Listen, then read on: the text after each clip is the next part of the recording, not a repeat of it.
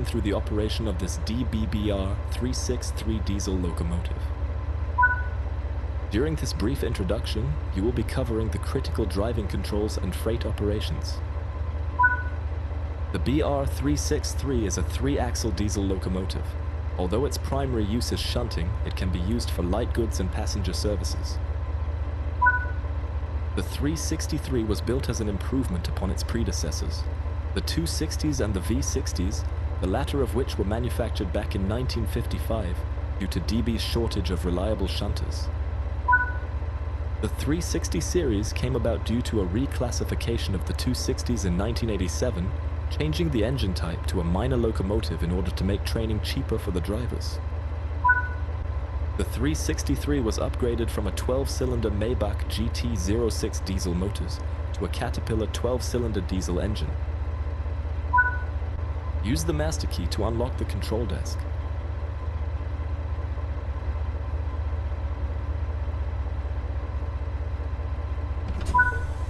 Press the changeover button to set the active cab side.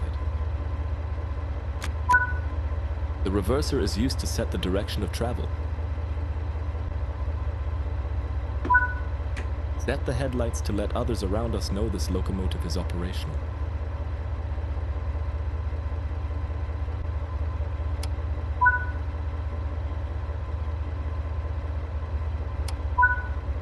The brakes in this locomotive are lapped. This means rather than set the exact amount of braking force with the lever, you add and remove pressure. Hold the brake lever in the release state to release the brakes. When let go, the lever will default to the driving state.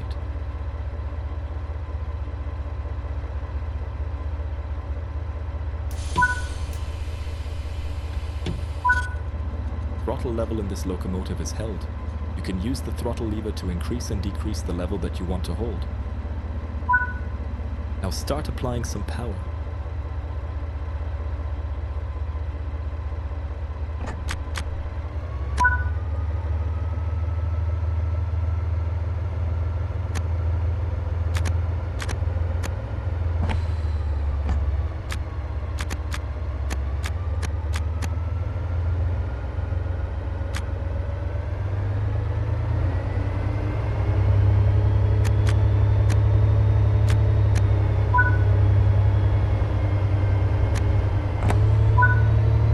Level grades, you can coast to maintain your speed, reducing energy consumption and stress on the motors.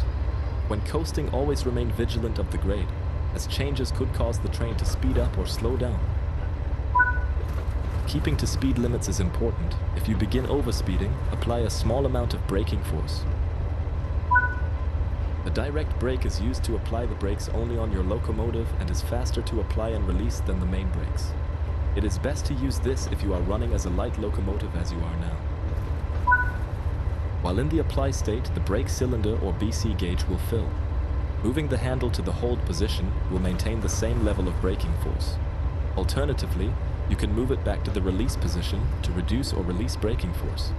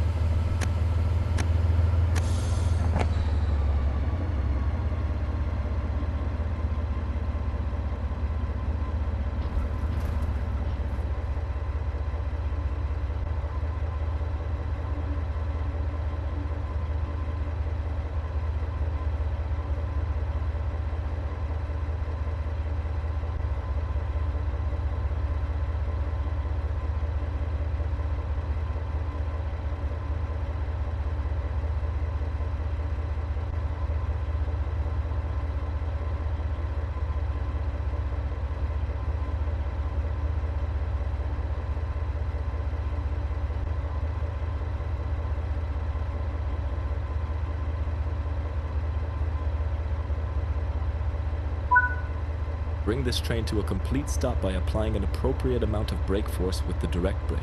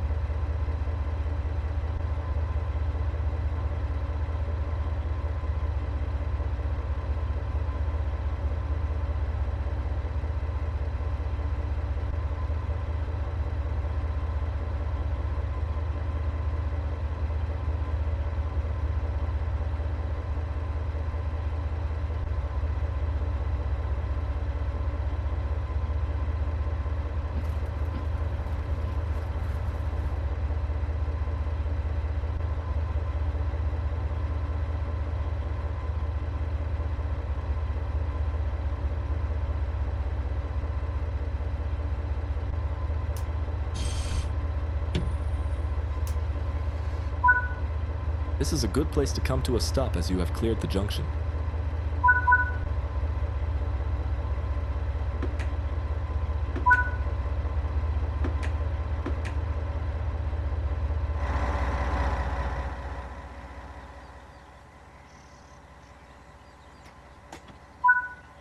The junction is correctly aligned and you can now couple up to the freight. First, you'll have to lower the coupler. Then approach slowly and stop once you have coupled. Don't forget to release the direct brake before you apply power.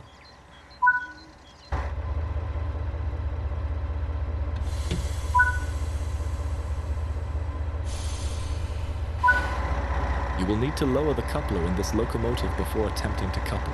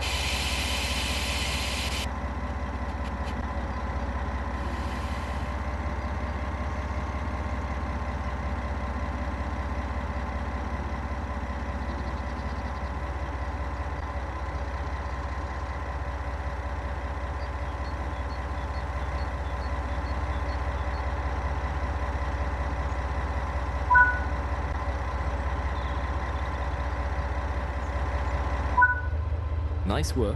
Change direction with the reverser and move the train forward into the indicated siding.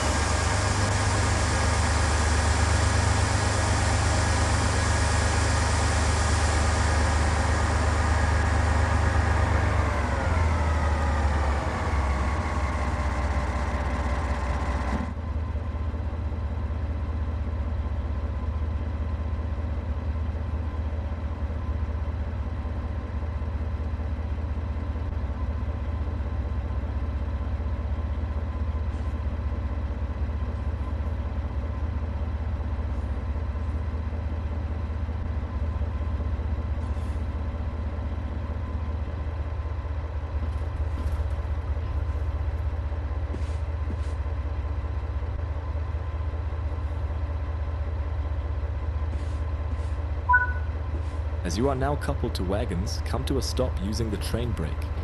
This applies all air brakes in the formation.